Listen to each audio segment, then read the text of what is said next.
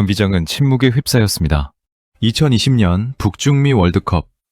한국 대표팀이 조별리그에서 탈락한 순간이었습니다. 그리고 그 중심에는 30대 중반에 접어든 손흥민이 있었습니다.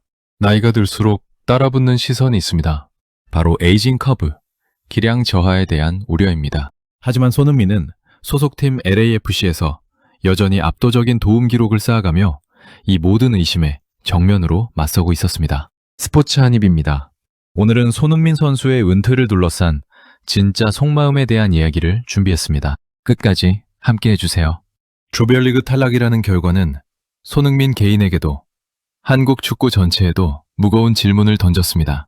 이제 그만둘 때가 된 것 아니냐는 시선이었습니다. 30대 중반의 나이, 대표팀 캡틴으로서 짊어진 책임의 무게, 그리고 반복되는 부상과 체력 저하 논란까지 은퇴를 묻는 질문은 더 이상 가정이 아니라 현실로 다가오고 있었습니다. 팬들은 손흥민의 입에서 어떤 말이 나올지 숨죽여 기다렸습니다. 그가 침묵을 깨기까지 오래 걸리지 않았습니다. 손흥민은 소셜미디어를 통해 직접 입을 열었습니다. 그리고 그가 남긴 말은 모두의 예상을 뒤엎었습니다. 국가대표 은퇴는 없다. 그는 팬들이 자신을 필요로 할 때까지 모든 것을 쏟아붓겠다고 다짐했습니다. 즐거움을 드리기 위해 죽기 살기로 달려보겠다는 그의 한마디는 많은 사람들의 마음을 흔들었습니다.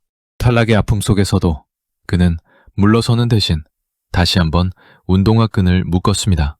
이것은 그의 새로운 도전의 시작이었습니다. 사실 손흥민에게 은퇴 고민이 이번이 처음은 아니었습니다. 2023년 아시안컵, 팀 내 불화설과 성적 부진이 겹치며 그는 심적으로 깊이 지쳐 있었습니다. 당시 그는 은퇴를 시사하는 듯한 발언을 내놓기도 했습니다. 박지성이 29에, 기성용이 30에 일찍 대표팀을 떠났던 사례가 자연스럽게 비교되며 그의 결정에 더욱 무게가 실렸습니다. 선배들이 먼저 떠난 길 앞에서 손흥민은 같은 선택을 할 것인가, 다른 선택을 할 것인가, 깊은 고민의 시간을 보내야 했습니다. 고민 끝에 손흥민은 자신만의 기준을 찾았습니다. 그는 과거 인터뷰에서 이렇게 밝힌 적이 있습니다. 대표팀에서 100% 만족하는 자리까지 만들어 놓고 은퇴를 할 수 있었으면 좋겠다. 이는 단순히 성적이나 나이로 결정할 문제가 아니었습니다.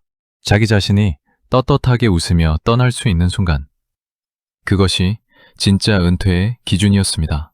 이 기준을 세운 순간 그는 흔들리던 마음을 다시 다잡을 수 있었습니다. 결국 그는 책임을 다하기로 결정했습니다. 에이징 커브 논란은 쉽게 사그라들지 않았습니다. 하지만 손흥민은 말이 아닌 경기력으로 답했습니다. LAFC에서 보여준 뛰어난 도움 기록과 안정적인 경기력은 그가 여전히 정상급 기량을 유지하고 있다는 가장 확실한 증거였습니다. 그는 스스로에게 엄격한 잣대를 들이댔습니다. 능력이 안 되면 대표팀에 있을 수 없다. 이 말은 변명이 아닌 자기 자신을 증명하겠다는 결연한 선언이었습니다. 이런 손흥민의 곁에는 늘 아버지 손흥정 감독이 있었습니다. 그는 아들에게 한 가지 바람을 전했습니다. 연봉이 없어도 행복하게 공차다 은퇴하는 것. 돈이나 명예보다 행복의 가치를 두길 바란다는 아버지의 진심이었습니다. 손흥정 감독은 아들의 선택을 강요하지 않았습니다. 그저 묵묵히 존중하며 지켜볼 뿐이었습니다. 이 따뜻한 신뢰가 손흥민을 다시 일어서게 한 힘이었습니다. 손흥민은 이미 은퇴 이후의 삶도 그려두고 있었습니다. 그는 단호하게 말했습니다. 지도자는 절대 하지 않겠다. 다른 사람을 가르칠 능력이 없다고 생각한다는 그는 그저 직접 공을 차는 순간을 사랑할 뿐이라고 설명했습니다. 은퇴 후에는 축구업을 떠나 한 명의 축구 팬으로 돌아가겠다는 것이 그의 확고한 마음이었습니다. 국가대표 은퇴는 없다는 다짐, 그리고 은퇴 후에는 평범한 팬으로 돌아가겠다는 약속.